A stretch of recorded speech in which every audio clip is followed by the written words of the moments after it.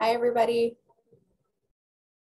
We're going to get started soon here. I'm just waiting for everyone to come in from the waiting room.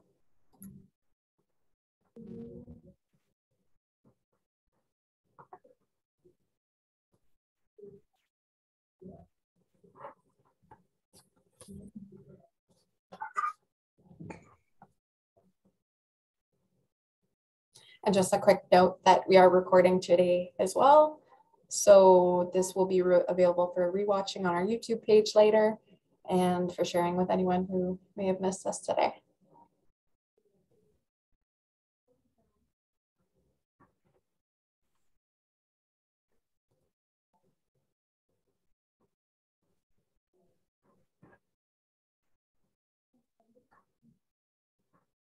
Okay, I think we can get started. Welcome, everybody. Thank you for joining us for today's webinar on best practices in case coordination and integration. My name is Jessica Botello-Urbanski, and I'm the Manager of Public Education at the Manitoba Advocate for Children and Youth, also known as MACY.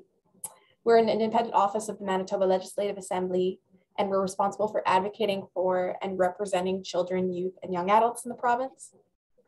Part of the Manitoba Advocate's mandate is to conduct research to improve services in Manitoba and to educate the public about children's rights issues. I just want to let you know we're going to be recording today, as I mentioned, for possible replays on social media and on YouTube. And so I'd like to ask Cheryl Alexander to join us now. Cheryl is the knowledge keeper at MACY, and she's going to open up our webinar in a good way with a prayer. So take it away, Cheryl. Good afternoon. Miigwech nima shumas, miigwech nokumis, gi basaway as yang nomgom, miigwech nakit nomgom, gi miziang mino pamataziawin, miigwech nakit nomgom, gi miziang nesawin, miigwech geshkame kwe oji miziang mataziawin, oji miziang nabish, oji miziang wasiag, Beshiag, Amudiak, Minawa Nabishing, Ayakik. Miigwech Wabanong, Jawanong, Eshpamuk, Minawa Gewetanong. Miigwech Gizimanatu. Miigwech, thank you, Cheryl. So first and foremost, I'd like to start by acknowledging the mandate of our office extends across the province that is now called Manitoba. As an office, we live and work on the original lands of the Anishinaabe, Cree, Oji-Cree, Dakota, and Dene peoples, as well as the beautiful homeland of the Métis Nation. We strive every day to dedicate ourselves and the public resources that we're given to make meaningful contributions to the lives of all children and youth, but especially the lives of First Nations and Métis youth in our province. And we do this by listening to children and youth, especially First Nations and Métis youth, in our work, ensuring our staff team reflects the diversity of the families we serve, consulting with community members outside of our office, and working in collaboration with the diversity of Indigenous peoples in Manitoba. Overall, we want to ensure our office embraces and works or reflects the philosophy of continual learning and growing in a spirit of reconciliation and collaboration. So now we just want to take a few minutes to learn a little bit about the audience here. If you feel comfortable sharing in the chat box your name and pronouns, your location, the role or position you have in the community. And then if you want to direct message myself or Narpinder Rahali, one of our staff, about whether your accessibility needs are being met today as well. We do have ASL interpretation and the option to turn on closed captioning on the webinar if you need. And we're going to throw up a poll question as well that will ask about your role in the community and how you heard about this webinar today as well.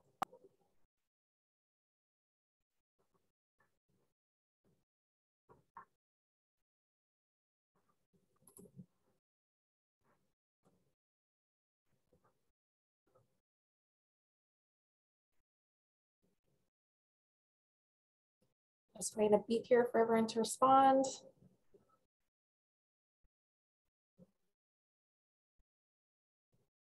Thanks to those introducing themselves in the chat as well.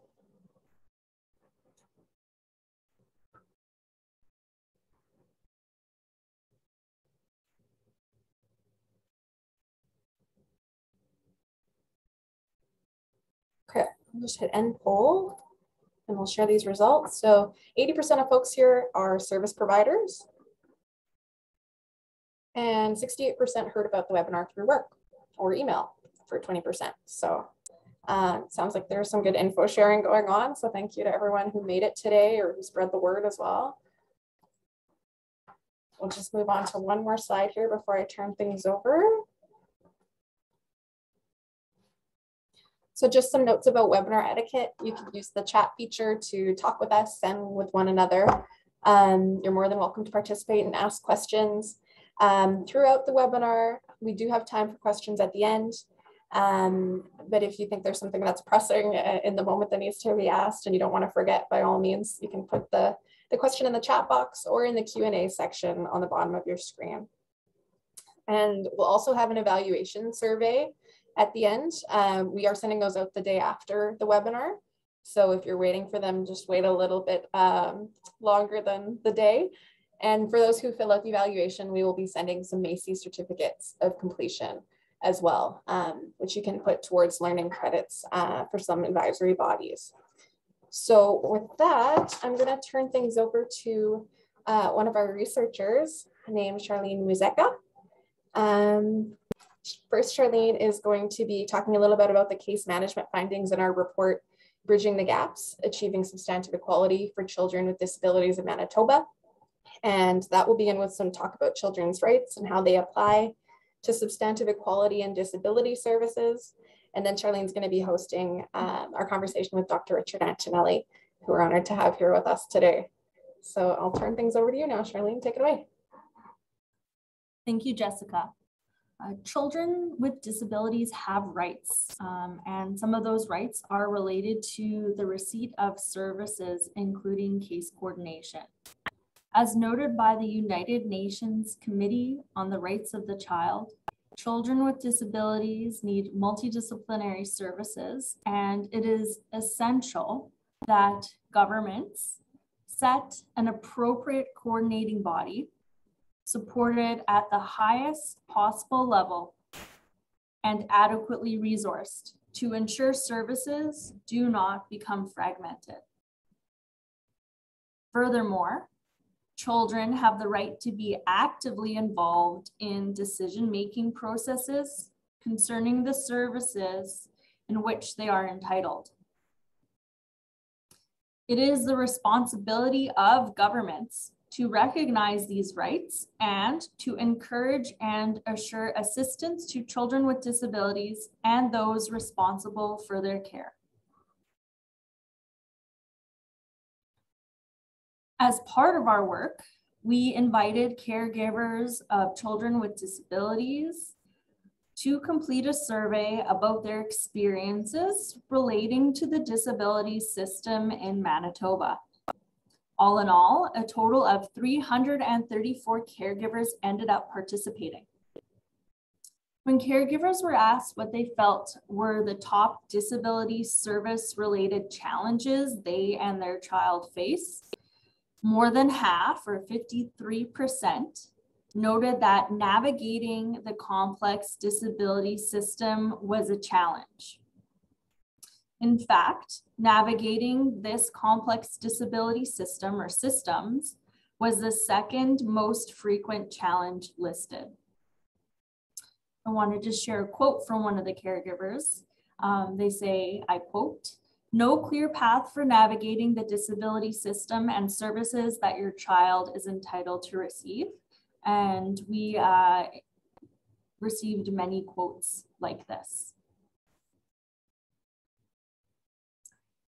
Our caregiver survey also revealed that of the respondents who indicated their child did have a case manager, 69% reported that their case manager contacted them twice a year or less, while 28% had monthly contacts and 3% had weekly contacts.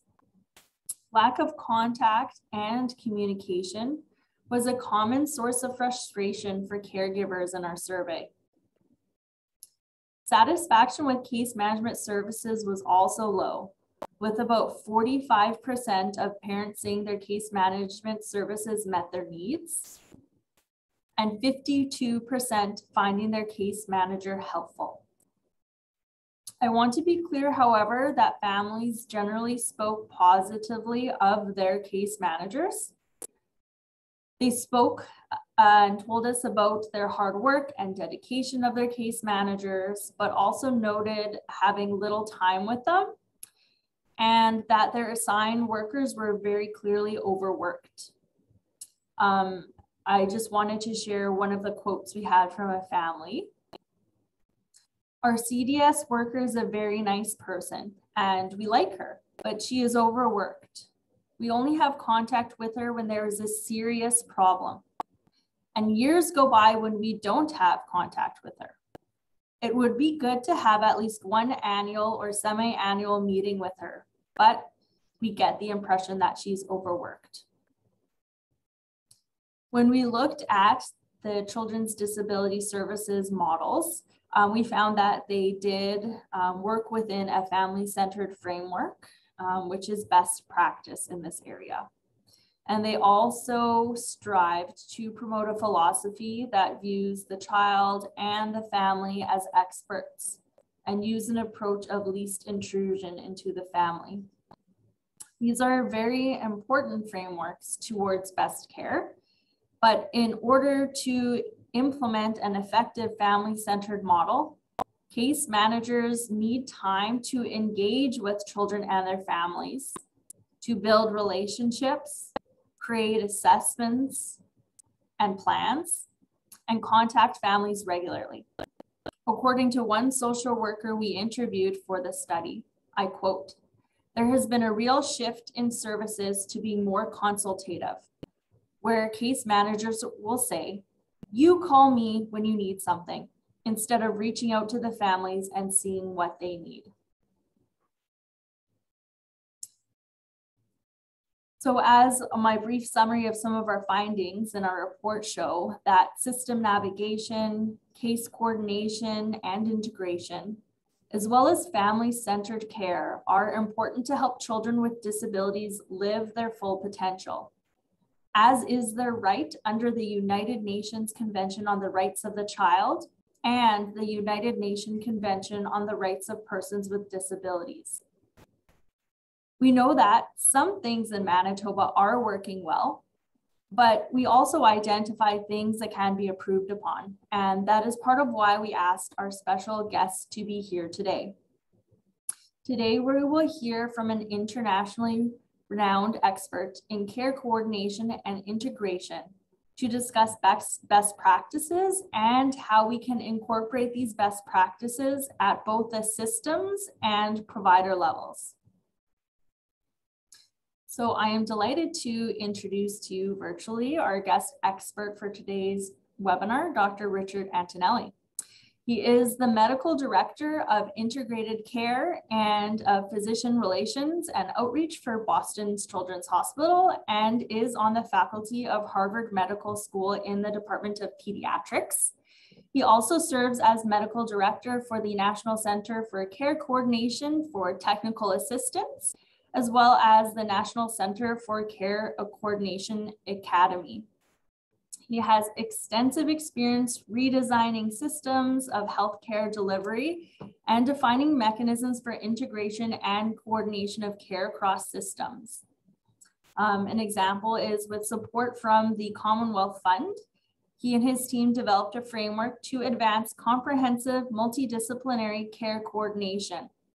This framework is being used to influence the creation of system-wide coordination broadly. In his current position as medical director at Boston Children's Hospital, he works on developing methodologies, tools, processes, and measures to facilitate integration of care and to evaluate these care coordination activities and outcomes. In addition to these activities, he has also developed a care coordination measurement tool and a pediatric integrated care survey known as PICS.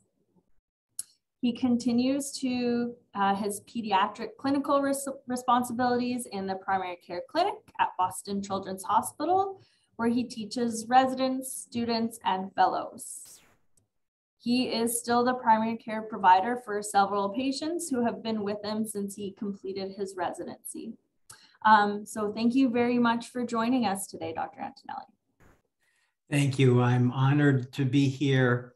And I particularly appreciate the opening prayer and the acknowledgement of the original peoples here. So I'm deeply honored and humbled to be invited into the discussion.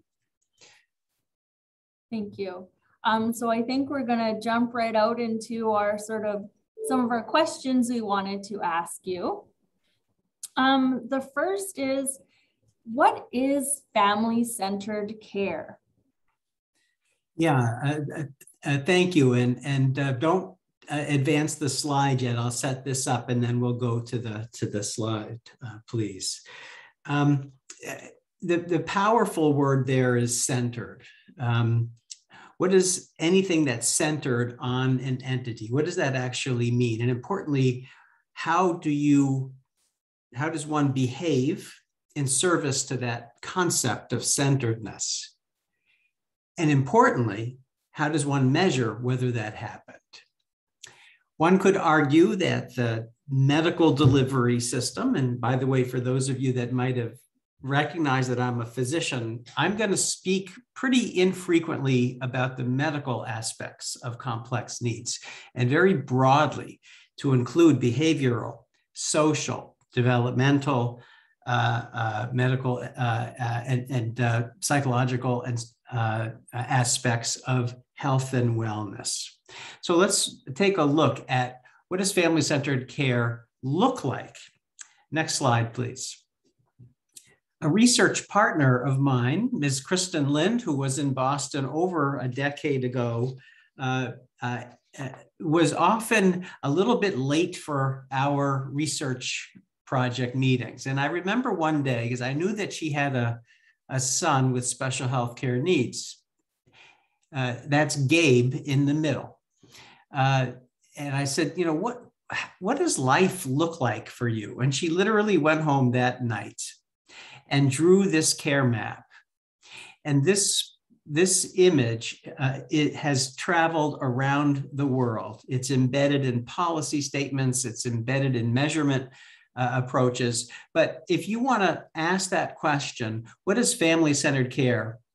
You have to begin from the perspective of the family or the caregiver unit or the guardian unit and the child, youth, young adult, or adult, right? And so you'll notice in the left lower quadrant are Gabe's medical and dental team. But that's only a portion, isn't it, of all of the aspects of the community that Kristen needed to guide Gabe's development. In the left upper are aspects around education and securing the necessary services and resources. In the right upper, this mom was motivated to say, I need to gain some leadership skills so that I can navigate a system that's really not designed to anticipate my son's needs or the needs of my family. And so that's when she and I met. I was offering a discussion and a workshop for emerging parent leaders. And this says something about Kristen. Early on, she recognized the system was not designed to provide equitable care. And then you'll see that there are aspects around recreation in the community, legal and financial services, and just family-to-family support. And so one way to think about family-centered care is, what are we trying to do? Are we asking the families, the patients, the guardians, what do you need to be successful to grow? Or are we saying these are the 2 or 3 things that we can give you, and good luck with securing the rest of what you need? So I want to start here, and this is going to have significant implications for interprofessional education, empowering families, patients, and guardians to change the system. Let's go to the next slide, please. What's the difference between case management, care coordination, and care integration? When Charlene described my background, I really got into the policy space in 2009 with a grant from the Commonwealth Fund, and it's in your bibliography, and it's also available online. But essentially, we unpacked these various terms in that policy brief. And I will tell you, there is no universally agreed upon definition for each of these entities. We'll talk a little bit about that in today's webinar, because what you don't measure, you can't improve. And so the difference between case management, care coordination, care integration, utilization management, all of these things are, well, case management, care coordination, and utilization management often coexist in that system, that village, if you will, around Gabe's care map. They don't always interconnect. And so what I'm going to bring to you today is an opportunity to think about, how does case management relate to utilization or resource management and care coordination, in particular care integration? Let's go to the next slide, please. Integrated care is the seamless provision of health care services. Remember, this is not a physician telling you that medical is top of mind for everything. It's healthcare. Seamless provision of healthcare services. And this is the most important phrase in this definition, from the perspective of the patient, family, and guardian. We're not going to tell them that their care is integrated.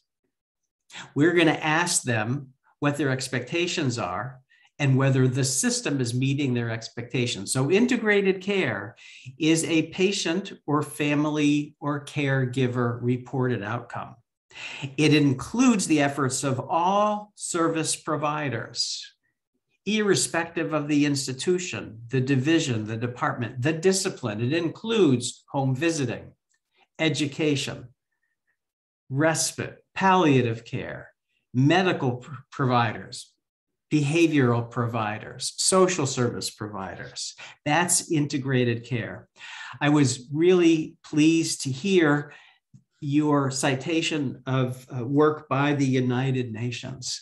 This definition and the framework I'm presenting today was designed to harmonize precisely with the World Health Organization criteria around what defines person-centered care. Care coordination for me is very operational. It's these activities in the space between. Things that go into putting together a plan of care with the patient, family, and members of the care team, and then tracking elements of that plan of care. So if you do an assessment of Gabe and decide that he needs a dental visit, it's not enough to say to Gabe's parent or guardian, call the dentist. For especially vulnerable populations, there have to be mechanisms in place by which the activities of care coordination are tracked over time. So once again, activities in this space between visits, between providers, between hospital stays that make that plan of care and the multiple elements of the plan of care. It's critically important to differentiate integrated care, which is the outcome, and care coordination or care management or case management as those activities that get us to those goals of care. Next slide, please. Thanks so much for explaining that. The next question we're going to ask you is, what can systems do to make themselves more amenable to integration and start or continue the journey towards fully integrated family-centered care? I love this question. And the first thing that I would like to do, Charlene, is actually to question the question. What do I mean by that? Systems. The Institute for Healthcare Improvement, which is globally known, is every system is designed to get the results that it gets. And so what is the system? I'm particularly excited by the Manitoba Advocate for Children and Youth, because I would actually argue you are trying to create a system that is measurable and delivers equitable outcomes. And so we may have to change the system as it's currently configured. And this is really, really important for everyone here to understand. What is the system? I started with that care map for Gabe and his mom and dad and his sister, because the system we're trying to build using the framework that I'm going to share today has Gabe in mind. And it also has adult patients in mind. It has complex patients in Australia, patients with autism in Calgary, and patients with spinal muscular atrophy, which is a complex neurological condition in Germany and in Chile in mind. It's a universal language. So let's go to the next slide, please. These are the domains of integrated care. This is the framework that I was talking to you about that we purposely aligned with the World Health Organization's framework on person-centered care. One of the domains of integrated care, just to remind you, integrated care is an outcome. It's a patient-reported outcome. But how do you get to that outcome? These are those activities: care coordination, the co-creation of a plan of care, and the tracking of the implementation of each of the activities within that plan of care to get to the goal or goals that were prioritized by the patient family and the guardian and by members of the care team. And interprofessional education is critically important. When I was invited to give this talk, I said, well, of course, but we have to agree on what the goal is. I don't think anybody who is listening in today, you can see that there are 70 participants here. None of you are going to leave and tomorrow say, I'm doing this, I'm good. This is a journey. And my goal is to give you the vision and the steps, the next steps, and the necessary wisdom to move forward on this journey of care coordination implementation. So first domain, care coordination, interprofessional education, including families and caregivers as faculty and as learners. There is tremendous synergy, tremendous power when the care providers and the care receivers train together, solve problems together. So I want to start with that. Second, person, patient, family, caregiver experience. We have a validated instrument called the Pediatric Integrated Care Survey. It is in use on 4 continents, multiple languages, and it gives the family, the patient, the caregiver voice. Here's how I think my system, air quote system, is doing for my needs or the needs of my child. It's not a satisfaction survey. As we were reviewing the results of the survey that was done by Macy, I jotted down a critical point. The characteristic quote of, we're not always aware of what we're entitled to receive. That's not related to, unique to Manitoba, nor to Canada. It is global. And especially if you're talking about marginalized vulnerable, and traditionally underserved populations. So you will never hear Dr. Antonelli talk about satisfaction surveys. In fact, for vulnerable populations, there often is a fairly high degree of satisfaction because somebody is paying any attention to them at all. So what I want to have everyone today on this webinar, and those of you that are joining from the policy or quality improvement space, please differentiate satisfaction from experience. Experience gives families the opportunity to say, we actually expected this, but we did or didn't get it. We actually need this, and we did or we didn't get it. The day that all systems will have an explicit menu of service and resource offerings that families are aware of from the very beginning, that's the day we can have a valid assessment of satisfaction. But so in sum, when you do surveys of vulnerable populations, unless you are certain that they know all of the potential resources available to them, including timeliness of access, we need to measure experience. Third, the provider experience.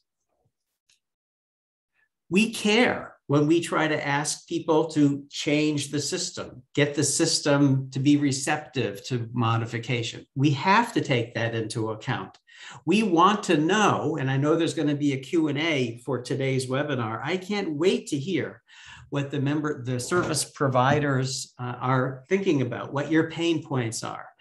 We have to take into account provider experience. And I want to empower you with voice. It's not enough to say there's a problem. You have to be part of the solution. Here's the problem, and here's a couple of things that we could potentially do together to make things better. And then utilization and financial outcomes. And this can be broad. Integration, as I said to you before, is more than just medical. It's behavioral, it's social. So we could look very broadly at utilization outcomes like how many people graduate from high school, how many people get employed, how many people are up to date with immunizations, how many people are living in stable housing. So this integrated care framework crosses all of those domains of health. So this is critically important. It's a tool that you could adapt and adopt tomorrow to guide your journey toward integrated care and equity measurement. Next slide, please. These are just a few examples. So the domains of integrated care. Access to care. That doesn't just mean when can I get an appointment, it also means timely access for information. So it could be a telehealth connection, it could be a telephone, it could be secure email, it could be a visit, etc. Communication with the care team. Can I get to the right member of my child's care team in a timely fashion? The impact on the family or the guardian. We find in the US in particular, but this also was pretty global, and it was alluded to in the data that Charlene shared from Manitoba. The impact on the families and the caregivers is significant, isn't it? Many of these folks, because the system isn't designed to provide guidance, have to either go without or focus almost singularly on getting what their child needs. So impact of the family is one of the domains of integrated care experience. Care goal creation and planning, we talked pretty deeply about that. I want to remind everybody, this is not just a medical plan. It's not just simply, did you get the right prescriptions? It is, how do we get this child into stable housing? How do we get this child to be able to get access to education? How do we get the family access to secure food sources, and then functioning across the team and overall quality assessment. So it's a validated instrument. It's being used around the globe. What I'm especially excited about is many of the systems with whom we consult often start with the PICS instrument, because when you ask the staff, what do you think we could do better? It's actually unusual for the staff to have the same hypothesis as the families and the caregivers. So PICS is becoming a way of leveling the playing field, if you will. Next. So one of the things that we wanted to ask you was, for the people on this call, other people in Manitoba that are providers within these systems, how should a case manager strive for this when the environment around them isn't necessarily set up in a way that promotes coordination and integration? Thank you. Thank you so much. Let's go to the next slide, please. So I want to call, this is a fairly recent publication, actually by somebody that I had the privilege of training many years ago, and Louise Vaz as one of the authors. It's looking at that system. So what can each of you that are listening in today and your colleagues think about? So I want to give you this skill set. Think about the ecosystem. Think about Gabe's care map. Ask your families, ask the guardians of the children and youth with whom you work to think about what's their ecosystem. What does it look like? Where are the gaps? And how can you fit in? This is a care coordination measurement study that was basically focused on the activities of social workers in foster care. I'm excited and proud to share it with the group here today, because I know many of the patients that each of you are taking care of have this level of complexity. And so I want to start with, what can you do? Each of you could advocate and say, the system has to get smarter. We need more money. There's always more money that's going to be required, especially for vulnerable and underserved populations. And that's a top-down approach. But I want to instill some hope for things that we can do. So what's a bottom-up approach? So this study, and the citation is here for you to look at, is a bottom-up. What is the circle of support for that child in foster care? And this publication will identify what the activities were that are necessary to provide care for a child who's in a guardianship relationship. So measurement is really, really important. Let's go to the next slide, please.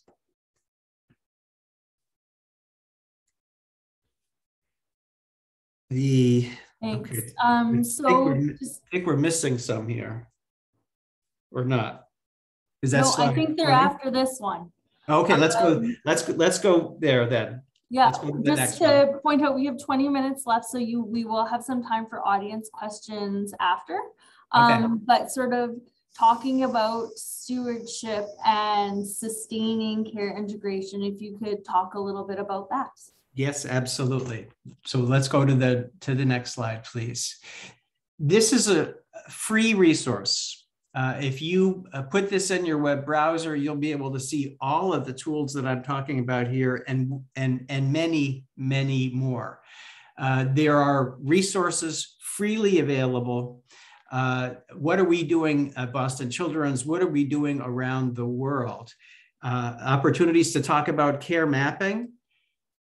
We have a pediatric care coordination curriculum, which is now in its second edition. And we actually have a release of 2 brand new modules of telehealth to coordinate care. One is for a patient with neurodevelopmental disability transitioning from pediatric to adult care.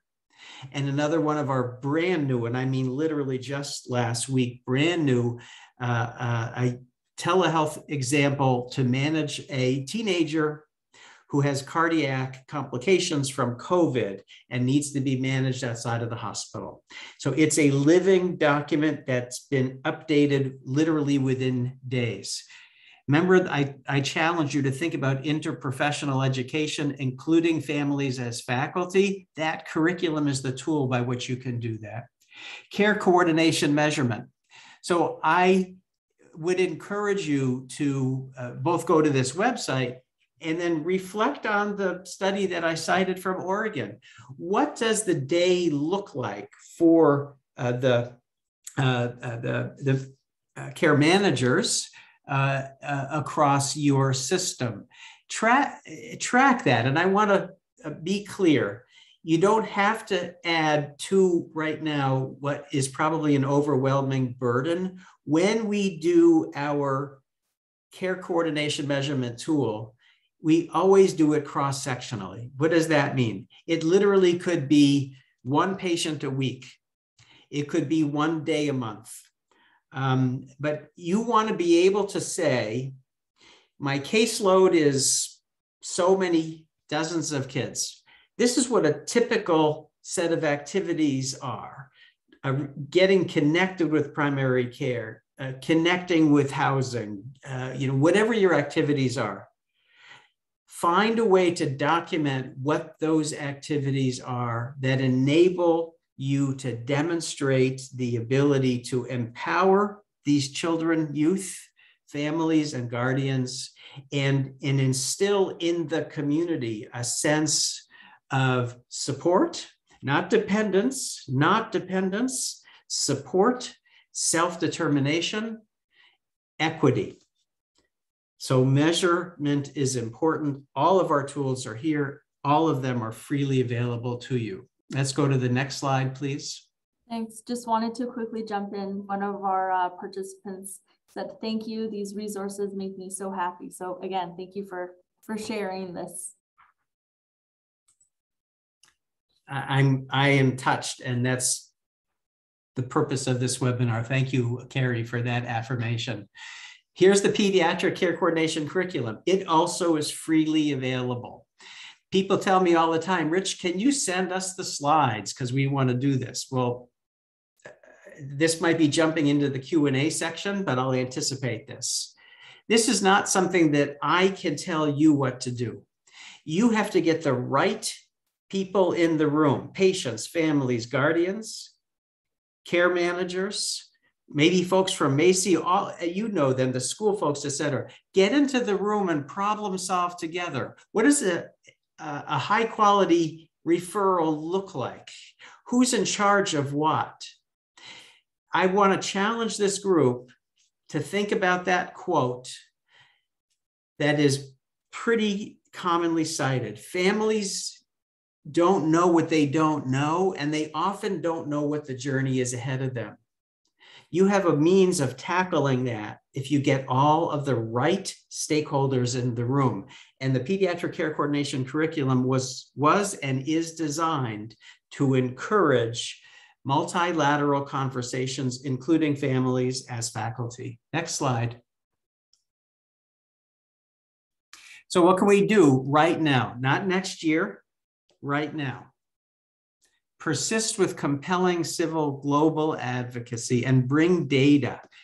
Everybody before the pandemic was overwhelmed, especially those of us that take care of children that are in disadvantaged, vulnerable, marginalized, disparate populations. The pandemic has only exacerbated those things. So you need to bring data. Build capacity of families in the workforce, that interprofessional education. Family-centered care integration is not a dependency. It is a tool to provide empowerment, self-determination, equity. Implement measures of integration, care coordination, and value. If you're not measuring what your care coordination activities are and including the outcomes, it's going to be hard to turn that into a sustainable plan for financing. Form alliances across disciplines and sectors. And this last point is really important. Leverage adult priorities for child priorities. So care coordination is just as relevant for frail elderly people in their 70s, 80s, and 90s. The content is different, but the activities of care coordination are the same. And so you want to be able to show your high-level system leaders that this is not a one-off for MACI and for this small populations, but care coordination that is trainable, measurable, and accountable is relevant across the population. Behavioral health, social determinants of health, social justice, and equity. So I think that was my last slide. Thank you. It was. I think Jessica will be opening to facilitating questions from the audience. Again, no question is a bad question. We have about 10-15 minutes to pick a world-renowned expert's brain. So I would welcome you to come forward and do so. Yeah, there's no pressure or anything. We have one question in the Q&A box already, so I'll ask that one. It says, who should initiate an individualized integrated care process, especially when there are multiple services involved with a child or family? So it's a fascinating question. And let me say something provocative at the beginning. Ideally, it should be initiated by the patient, the family, or the caregiver. But that's only when the system is set up to give them a sense of agency to do it. And so until we get to that point, I would argue anybody on the potential care team should initiate that. And if in fact the care managers, case managers, care coordinators, whoever your frontline deployed people are, in partnership with the guardians and the children and youth themselves, should be able to trigger this. If you were asking me to advise MACI or advise the health authority, I would actually say a multidisciplinary, person, family-centered care plan that is curated by all necessary parties should be something that is a performance expectation. That would infuse accountability, transparency, and move the system into this space where when Gabe shows up on your doorstep, you'll know what to do because you've got resources behind you. So that's a fantastic question. But in the meantime, each of you on this webinar are likely going to be the ones that are going to need to initiate that in order to start poking the system. Okay, great answer. Speaking of Gabe and the children and youth we're talking about here, the second question is about how does this framework integrate or amplify the voices of children and youth with disabilities in their own care? I love that question. In fact, even though I'm a pediatrician, the majority of my patients are adults whose needs are so complicated that traditional adult providers are not able to provide their care. And so the ability to give voice to children, youth, young adults, and adults with special needs. My particular clinical focus is neurodevelopmental disabilities, think autism, for example, is how do you give voice to them? And there are ways of doing that. And so I want to challenge us, think about what that UN resolution is. And think about the WHO framework of person-centered care and the framework that I showed you, which is an integrated care framework at the level of the individual. And how do you accommodate the elements of care coordination to give voice to that individual?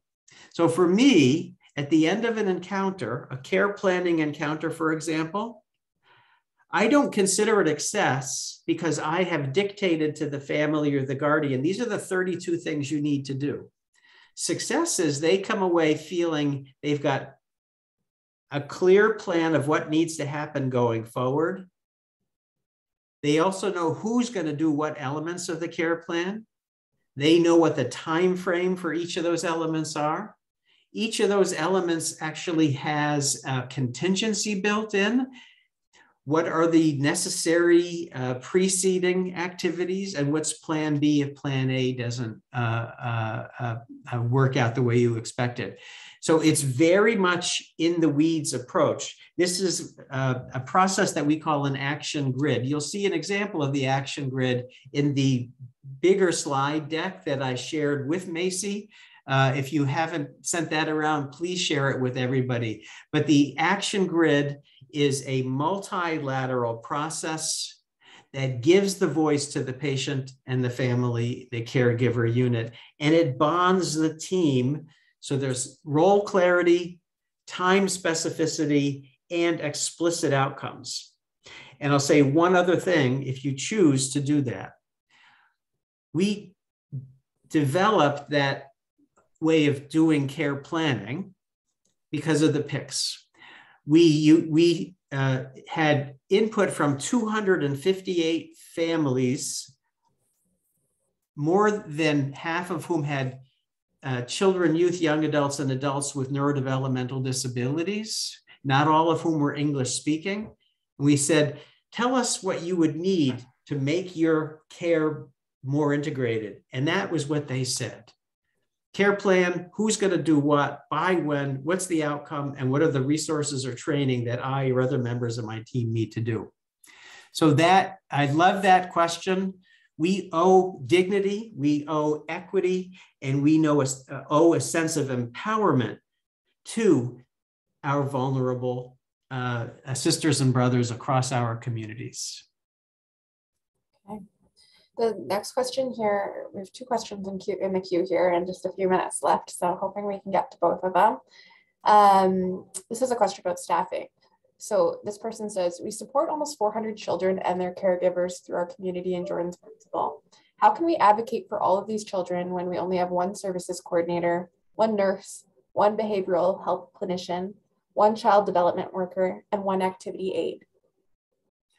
Yeah, I think, Carrie, I actually get this question wherever I speak in the US or around the world. And I'm going to give you an answer that actually has worked in multiple other environments. Start with measurement. Start with measurement. So what does it take to provide a care plan, a multidisciplinary care plan that's trackable over time, that optimizes outcomes for one patient? And then you scale that. What I find is a big gap in systems is that there's a lot of overlap: care coordination, case management, care management, utilization management, et cetera.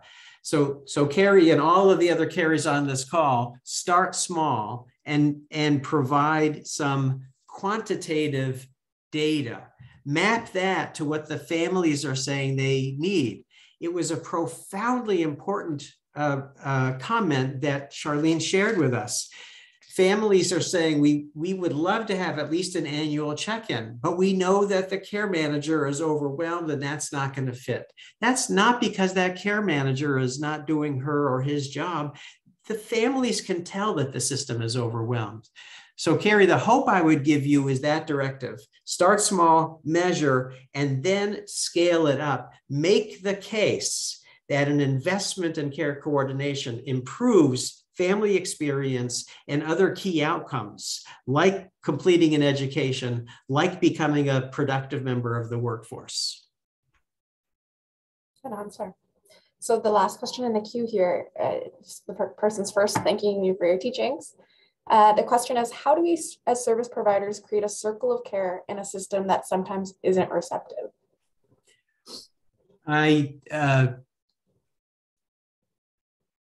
That's so profound. And I want to really bring back the point that I raised at the beginning. Many of the most vulnerable persons, children, youth, young adults, and adults, have often lived on the margins, and there isn't anyone giving them voice. So how do you as service providers create a circle of care, a care map, if you will, when the system isn't receptive? And the way to do that is to measure the gaps, identify what the necessary interventions would be to close those gaps, and whether those gaps are immunizations, health checkups, dental visits, school, adequate housing, food security, behavioral health interventions, rates of incarceration, whatever they are. Tansi, you should, or actually that's probably not this person's name. Whoever said that, the answer is identify the gaps and try to build a quantitative argument around each one. If you don't do this, the message isn't going to get through to the system leader. So I'm giving you a way to quantify what those gaps are, what the impacts are, and hopefully a way to articulate what the necessary resources are to close those gaps around equity. Jeff, I'm going to end things off for the questions here. Oh, I'm seeing one more in the chat here. Let's see if we can get to it. Oh, it's a thank you. Good. We have just a few minutes here to wrap up. I just want to thank you again, Dr. Antonelli, for appearing with us today and sharing your wisdom and knowledge. It's been super informative and interesting to listen to your talk and back and forth with Charlene. Thank you, Charlene, for presenting as well. I did put the slide deck that you shared with us into the Zoom chat here. If folks want to download it, and we can send it out via email as well with those Macy certificates. If we could just flip to the last slide here, our contact information is available on screen, and you can always find us on Portage Avenue at 346 Portage Avenue in Winnipeg. And we have an advocacy office and intake office in Thompson as well at City Center Mall. Our phone numbers are up there too. You can call us toll-free at 1-800-263-7146 and find us on Twitter, Facebook, and Instagram. So that's all for today. Thank you everyone for joining. We will send out those evaluations within the next day or so. And for everyone who completes them, we will send you some Macy certificates of completion. So thank you again. Oh, and I'm going to invite Cheryl back here for one more closing prayer. Hi, Cheryl. Sorry, I'm okay. That was a wonderful sharing. Thank you. Miigwech ni mashomas oji bawase is aziyang. Miigwech na kit nom gom gizigad. Wewane jimano gana wabamang. Niwi jimano bamatis minawa wewane ji gaganong. Miigwech gaish kashka imekwe. Oji miziyang bamatiziowen minawa machim. Oji miziyang nabish minawa wesiag. Oji miziyang nisawin. Sema na bagadina wabanong jawanong espamuk minawa gewetanong. Nada moshin ji mashka ka ga we anan minawa je zongadeayan miigwech. Miigwech, Cheryl. Thanks everyone. Have a great rest of your day. Bye.